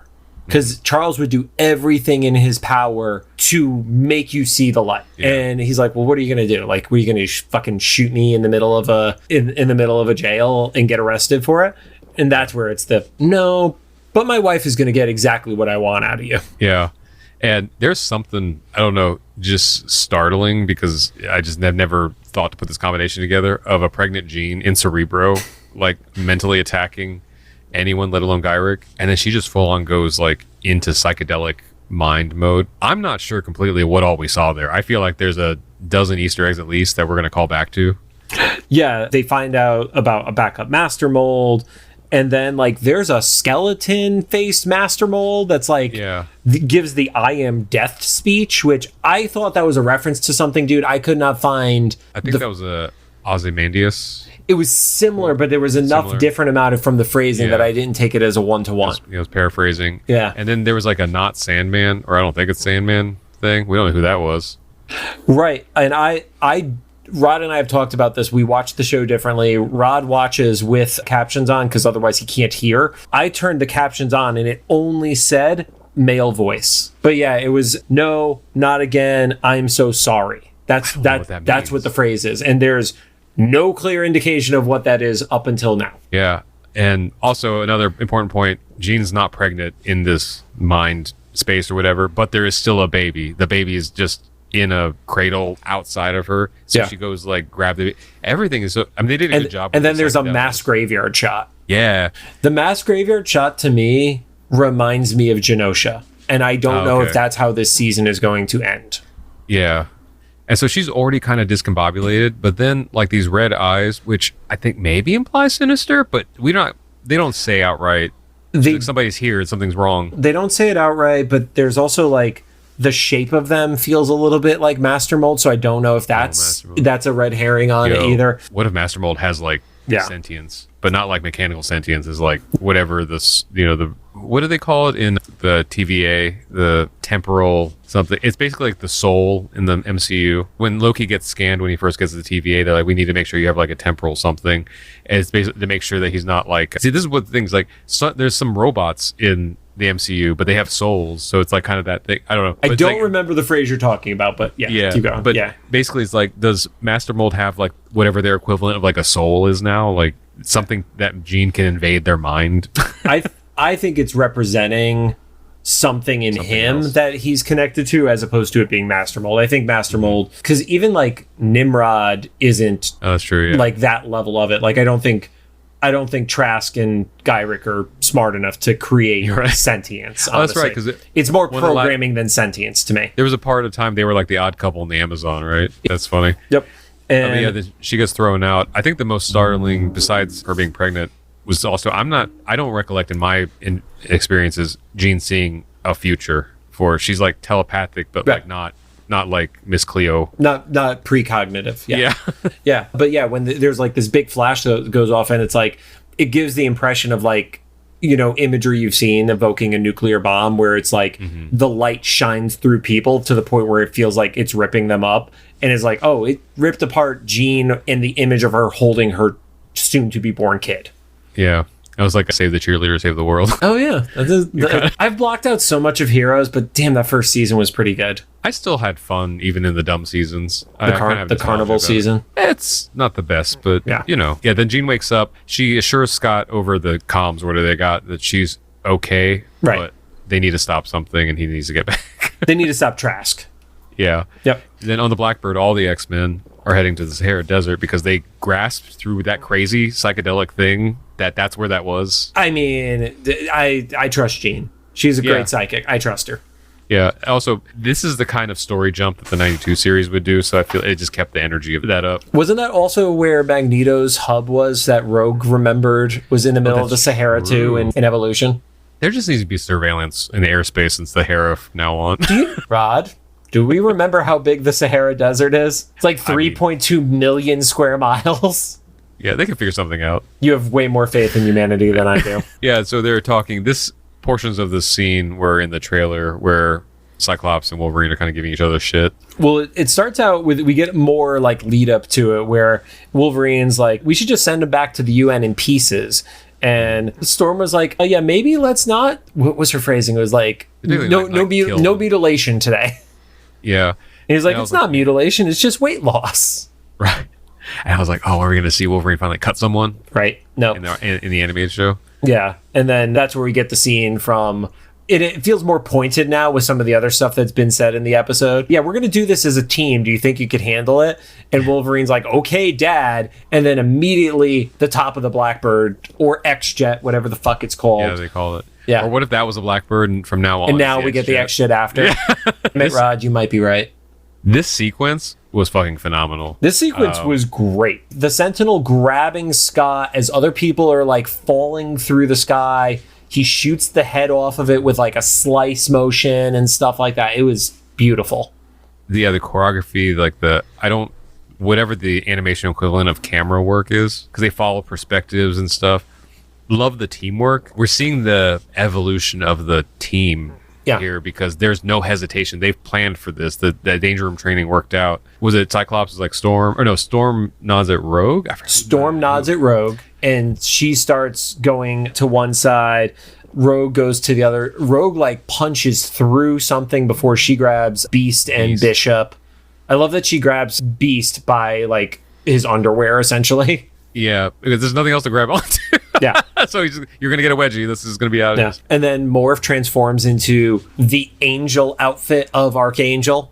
Yeah. And catches Wolverine. I love how they keep reinforcing these relationships. So like those two like are just kind of the bromance connected. Between those two is perfect. It's literally perfect. And then just another thing to love about Scott. So it prefaces a little bit the percussion in the music right here is as much as I love like all Ron's work in the original show. The Newton brothers really nailed it in this scene because Scott just gives that look of confidence, and then you hear this percussion that just kind of slowly amps you up, right? And then he fucking like optic blasts the ground to land. That was the most badass thing I think I've seen all week. It gave me Captain America vibes, and I don't often say that about Scott.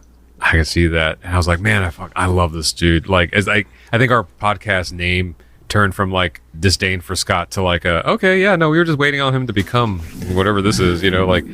I mean, I've always liked Scott. Scott was, when I was growing up, my favorite X-Men from the comics, and then like as an adult took a cynical view of him from X-Men 92. But yeah, there's something about him that he has begun stepping into that role, and I think a part of the reason why Wolverine doesn't vibe with it, aside from the gene aspect, is I do think he's a little jealous that it's like, oh, he's not just the leader because he's in the squad and Xavier's saying he's the leader. It's like, no, he's actually your leader, and you have to deal with that. He's a good leader. He's also just like a cool dude, and there's not any clunkiness to his fighting. I feel like in 92, as strong or whatever he was, everything was really like kind of sledgehammer and everything. Everything's like calculated. Although I guess this is Harris, there's probably not anybody out there, but if there was any life out there, they're just dead now. He blasted that guy because it was like a mile wide like splay of the thing. But the landing sequence, everybody's, oh my God. Right. Like, and that's where we do get the moment from the trailer of To Me, My X-Men. And it's like, it hits, man. They could not. I look back at this episode, like having watched it twice in the last 2 days, and I don't know if there's a thing I would have changed. Right. Like, aside from like that, like the bestie thing it is what it is. But like, from a beat perspective, I don't think I would have changed a thing about this episode. Oh yeah. And even moments like this, which are clearly would not have happened in the real world, and they could not have done without being campy in live action. Yep. Because they all strike a pose and look at a camera that shouldn't be there, down to the point where like Storm does the extra, like she's extra. She does like a wrist flick to who, but it looks cool. When you say Allison was being extra, she'll zap the shit out of you. That wasn't her. Whoever animated her, that's what we did, because there was actually no dialogue during that. And someone I think like was like, oh, maybe it was like her passing off the cue to Cyclops. She does it after he says To Me, My X-Men. Yeah. He says it, and then she's like, I was like, what? Yeah, there's a flourish there. Yeah, it was great. And then gets dark quickly, out. Yeah. But yeah, I guess they quickly find Master Mold, but I guess we're supposed to feel like they've been walking for hours. But we assume that Master Mold sent one Sentinel out there, it fucked them up, and Master Mold was not quick to send back up. Sure, maybe not the smart, the baby Master Mold. It's not the smartest Master Mold. Trask is there on the scaffolding around Master Mold. Yep. And he looks like he's not surprised. Well, I mean, Master Mold knows that the baby Sentinel got messed up doing it. So it's like, all right, you were on your way. Also, that means that Trask is literally living in a junkyard in the middle of a desert. Which is worse than him being like besties with Gyrick in the rainforest. He's kind of living like that Star Wars life, I guess now, right? Oh yeah, it's a Ben Kenobi vibe. And then there's not even like they're not trying to be conservative about the amount of action scenes, because this is what, like a minute after the last one.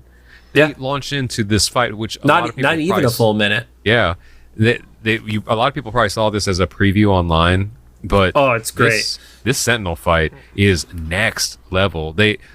Whatever team came together to choreograph this. Yep.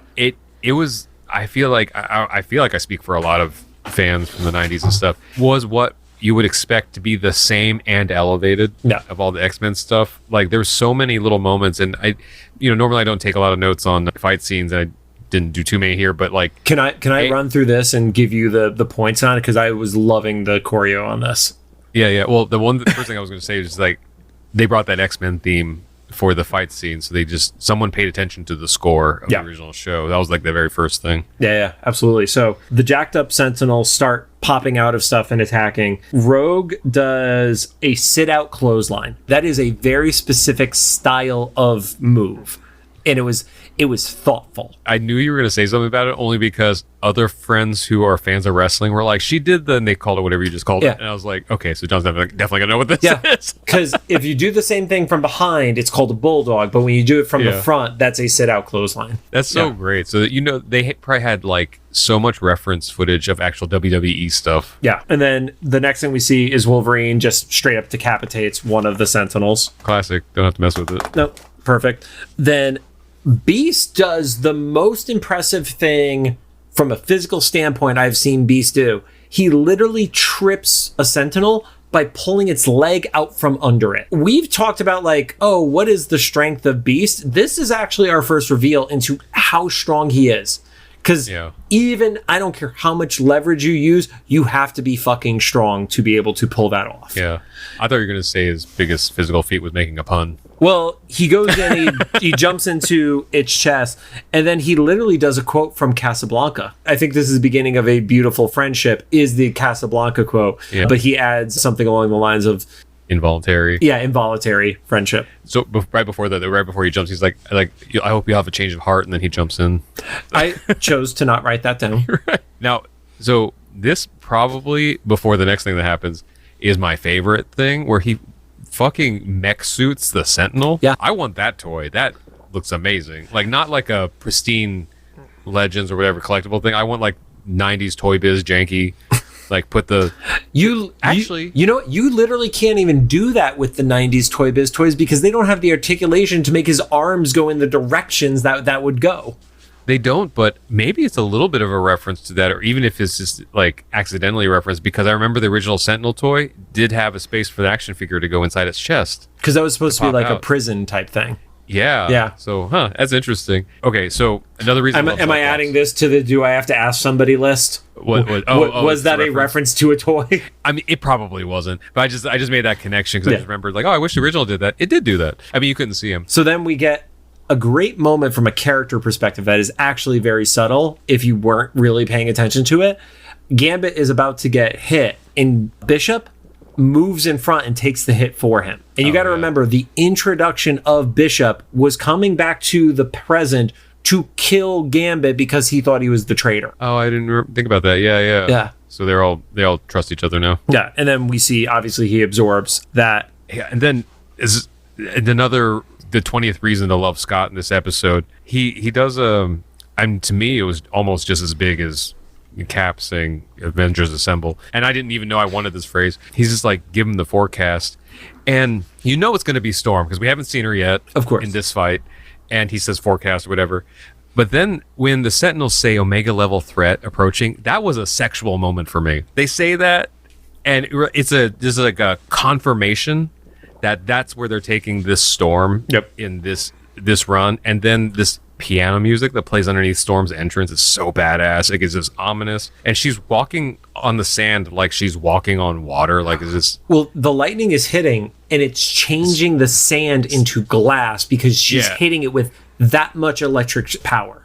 Yeah, that was my note here. Was so she's walking and turning the sand into glass and then shattering it and then creating a tornado. So there's a glass tornado. It's a glass tornado that shreds the Sentinels in like one fell swoop. Granted, that might have been useful at the beginning of the fight, but like they wouldn't have had as much fun. This was the Storm that should have been in the movies and the everything. Like, is so, worshipped as a god. And I don't know, hearing the Omega level threat was just like, I rewound that just to hit it again. Like, a little bit of info around Omega. Omega was used for the first time in Uncanny X-Men number 208 in 1986. It was not again mentioned until 2001. Oh, wow. So they went like 2 decades without.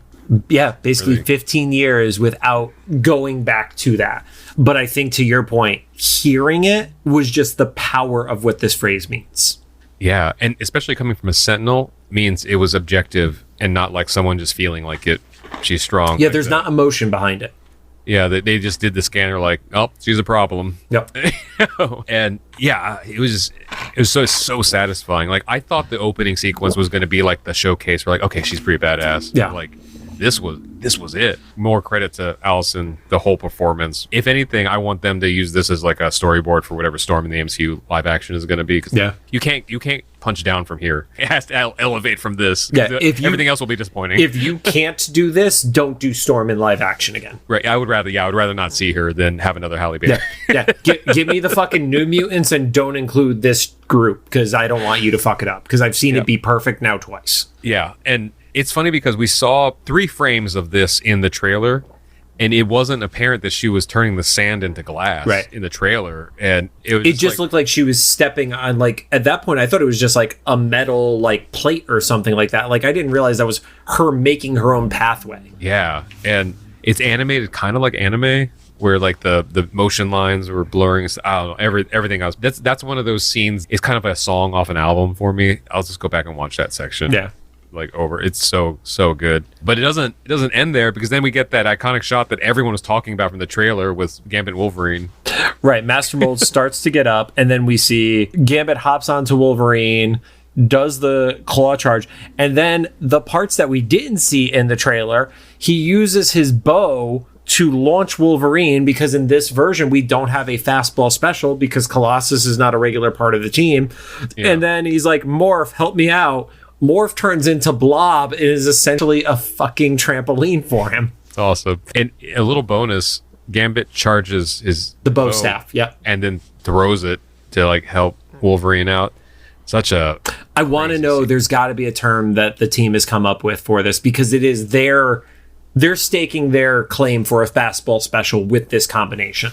Right. Oh yeah, that should be on the list of questions. What is this move? Because so this is another thing I geeked out with my brother about when Wolverine finally went up to go slash the Sentinel.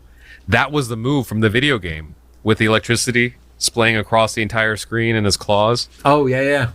Like, if it wasn't a purposeful, it had to have been somewhat. Like, I don't know, because whenever we see Wolverine in things where other people are using their powers, like projectiles and stuff, since he doesnent have like a Hadouken or whatever, they always give him like this electric that goes across the screen. So we finally like saw it in like a in-canon thing. And I love how, you're saying they have to have a name for it, because Wolverine didn't flinch. Like, that was practiced. Yeah. Like, they've run this multiple times. Yeah. Little note, I've seen other people, no shade, but I've seen other people say like, oh, you knew it was a big deal when Master Mold stood up. I was like, he stood up in 92. Granted, he was tethered with a plug. Yeah, he was plugged in, but yeah. Yeah, he got tripped up.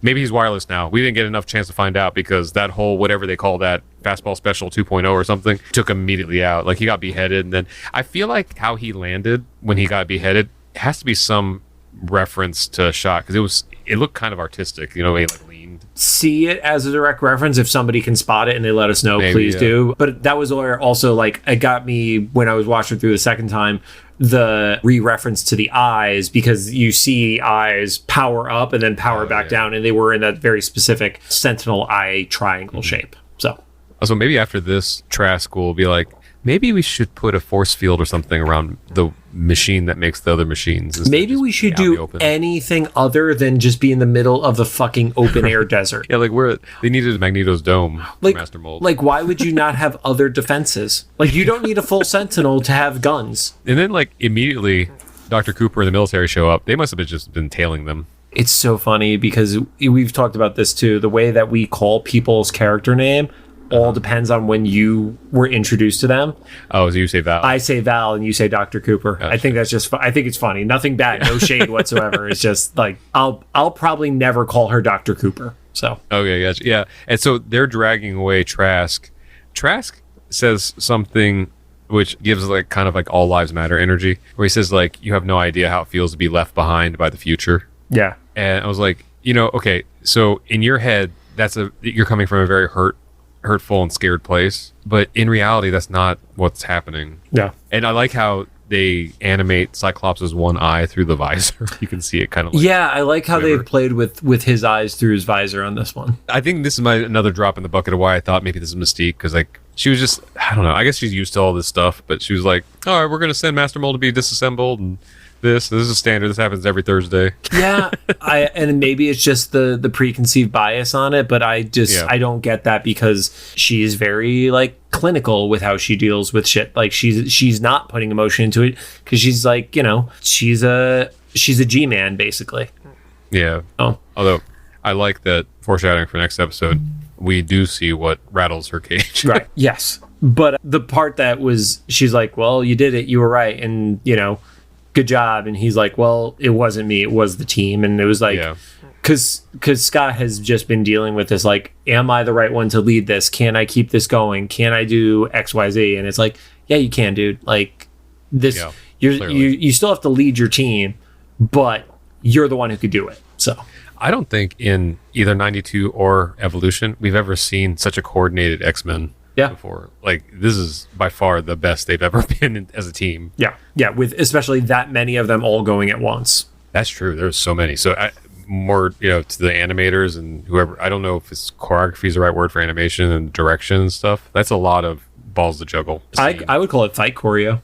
Yeah, it was amazing. Like, everyone was accounted for. Everything made sense. There wasn't like a weird like, what is happening there? And I would say I think there's a part of it is animation as a whole has just improved over time, and like you cannot have bad fight animation now when you have comparison to like all the modern amazing fights that have happened in anime. Like we've talked about Cyberpunk Edge Runners. Like the fights in that are phenomenal. Rival and beat any live action movie you can see in a lot of cases. So it's like, if you half-ass it and it's just like, oh, punch kick, it's like it doesn't work anymore, Yeah, well, this was phenomenal. Well, then it cuts back over to the mansion at the tower. Is that what it is? Like the spire thingy? Not spire. Gable?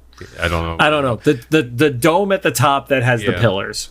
I loved this. This had to have been on purpose, that it reflected the time where Storm had to kind of help Jubilee get through her introduction. Absolutely the same vibe I got from it. Yeah, so Jubilee is able to kind of like, the torch kind of got passed down to her. She's kind of giving Sunspot the same, or her paraphrase speech that Storm gave her. The we're all freaks space. A little less blunt. Yeah, we're all weirdos. That would have been great if she was like, if she said that line, I would have lost my shit. I would have gotten looks from people on the plane from laughing. Right. But then Sunspot is very much giving the energy of, he's still in the closet, because he shows his arm in the, he's solar. Yeah, like look, but he doesn't even bring himself go all the way with it or further than his arm. And I think he says something to the effect of like, he doesn't even want to do it when he's alone, because he doesn't want himself to believe that this is real. Yeah, he kind of lets her know that, he doesn't, he like, his parents don't know, and he doesn't want to like do it, because every time he does, he feels like he's lying to his parents. Yeah. And it like, to your point, yeah, it definitely felt like the like in the closet conversation vibe. And so I love, and we'll see this more next episode, anything that was vague in 92 that people would argue about may or may not be representative before it is spelled out, like, clearly. They're not pulling any punches about it. I think also a part of it helps, like, we do know, like, there are some openly queer members of that writing room, and, not to say that the writer's room of this show in particular wouldn't have accepted it, but like in Hollywood in the 90s, like it was still a behind closed doors thing really until the Ellen stuff happened. Like, like there were certain people that had mannerisms that you might suspect, but like it wasn't talked about back then. But then he kind of wraps it up of like, here's my number, pulls out the business card, which has the like classic 97 graphic design of like random neon and teals and stuff like that. And she's like, what do you do? And aside from being like rich and good looking. He's like, I'm also single. Oh yeah, no, I remember what she said. She was like, "What's your job? Being hot and rich." Yeah. And he's like, "Also single." It's like, okay, so that was flirting from the club. And there's like a quick callback to earlier in the conversation where she's like, yeah, it's great here, even if Scott won't let me fly the jet, which now is blown up. So don't worry, you don't have to fly that. But also he's like, maybe you could fly my family jet. And it's like, yeah, he's trying to get with her. Have a joyride, like, I guess not 2.0, but this continuity's joyride or whatever. Yeah, but then we go back down to the basketball court. Scott's cool now because he's playing basketball with the X-Men instead of yelling at them for not doing other things, I guess. But Jean yells at everybody, no powers. Like she's like, I'm going to referee, but I also don't want you to blow up me and my baby. That seems like fair rules for sports that weren't created in the context of superhumans. What sport do you want to see that was created in the context of superhumans, aside from a death match? No, that's what I mean, though, is like basketball and volleyball did not have people with like optic blast vision and claws and stuff like in mind, so like they'd just be like a base level. It would like you could just use steroids. Just imagine the record books, there's just like an M next to all the record holders because they were mutants. Be funny. And so Scott, he's got his cool backwards baseball cap on. That's why he's the cool dad. Yep.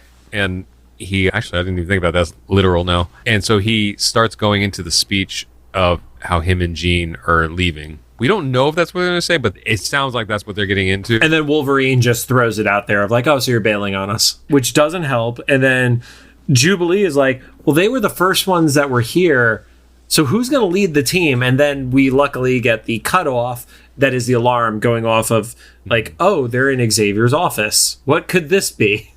Right. That's the only part that was the negative of the trailer, is this was obviously going to be the end of the episode, of this first episode. But again, they needed a hook for us to all like have to watch the first day, if we didn't have a reason already. Yeah, they gave it to us. And so I mentioned to my friend T, if you're listening, my favorite visual part of this episode, besides the fight scenes, where they bust into Xavier's office and they all pose like they were in the desert.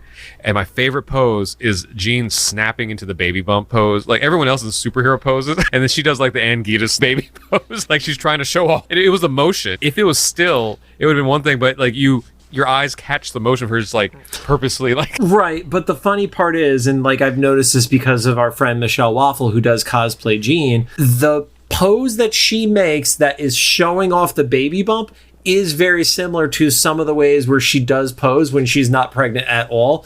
Oh, gotcha. It just coincidentally, like that's the psychic I'm ready to fight pose.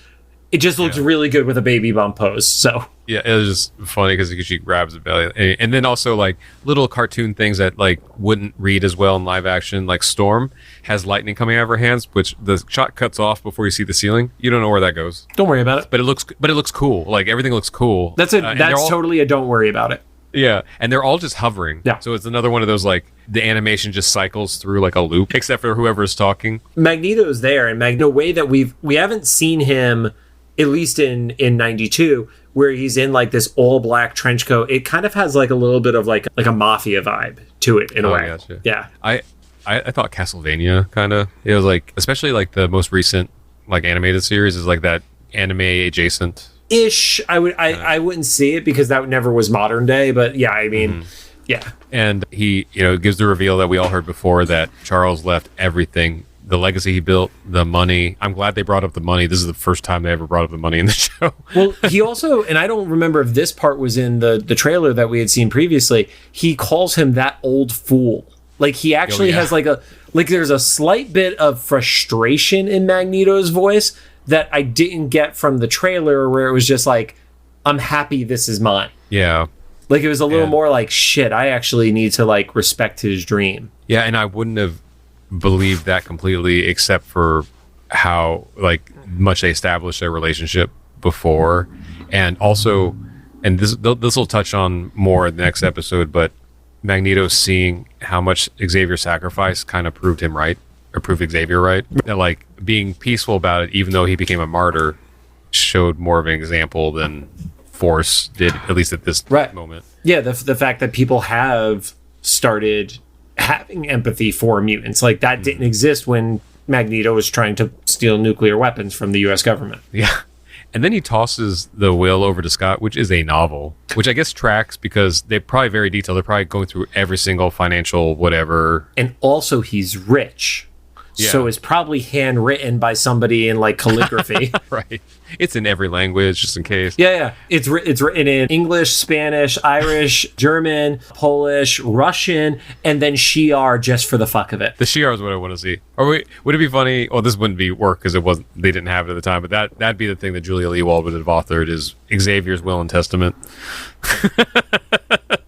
I'm not going to ask Julia about that one. But it'd be funny because that would make sense of being a book because Xavier's such like a rich asshole that he's like, this is not like a legal document in traditional It's literally just a book. It's like him dictating in story form his will. He's like, I started as a young boy in 19... But yeah, that's how the story ends, that cliffhanger. Well, because he also ends with my X-Men. Oh, yes. Oh, well, to me, my X-Men. Nope, not to me. No, he does. He says, it all belongs to me. It's a play on phrase. He's sorry. Yeah. It's not the phrase by itself, to me, my X-Men, but yeah, it all belongs to me, comma, my X-Men. X-Men, he like, it's a play on word, and I know that's definitely like a play on for the writers, but I feel like Magneto's such a like intellectual asshole. He also had been planning that for weeks to phrase like that. He's like, I want there to be an audible comma to have it. So it starts with Scott, claiming stake to the X-Men, then ends with Magneto. I mean, all of this is like not super surprising, but it's just cool to see. And then the last big surprise we have is they recreated the 3D outro to the show. Only, I did talk about this with my brother. It would have been a little bit cooler if they did the cheesy CG, but still very much appreciated that they went ahead and like did the thing with the stats and the cards, and also it's the same frustrating detail where they wouldn't necessarily get through all the characters every episode. But we didn't have the laughing Saban kids at the end. Yeah, that's the most important part. Yeah. Because they all died in the last time the mansion got blown up. God damn it, Rod. That's why Jean reminds him it's a school. So the only other things that we didn't hit upon that I was able to find when I was doing like all my digging and research on this is Cyclops has actually, in the comics, retired twice from the X-Men. The first one happened in Uncanny 138, and it was right after the Dark Phoenix saga because there was a bigger break before we found out Jean wasn't dead.